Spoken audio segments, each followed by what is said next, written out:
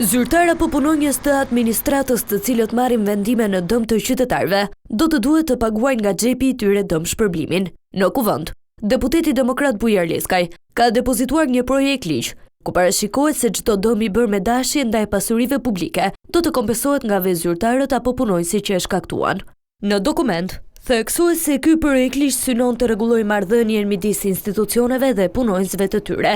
Efektet e këtij ligji shtrihen mbi përgjegjësinë financiare të punonjësve publik, si dhe çdo personi apo subjekti që kryen funksione shtetërore ose funksione të deleguara gjatë kohës së punësimit ose të marrëdhënies së punës me subjektin publik në njësitë e qeverisjes së përgjithshme, në ndërmarrjet shtetërore dhe në shoqëritë tregtare ku shteti zotëron mbi 50% të aksioneve.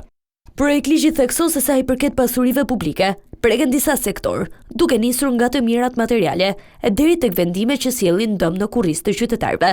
Përgjegjësia e plot aplikohet kur dëmi shkaktohet me dashje si pasojë një vepre penale ose kur punonjësi është në gjendje të dehur. Përgjegjësia e kufizuar kur punonjësi ka bërë përpjekje për të zvoglluar pasojat e dëmit. Përgjegjësia e përbashkët për anëtarët e organeve kolegjiale që votojnë pro një vendimi që sjell dëm pasuror. Përgjegjësia e rënduar për humbjen e aktiviteteve me karakter sensitiv, si armatimet, municionet apo materialet luftarake.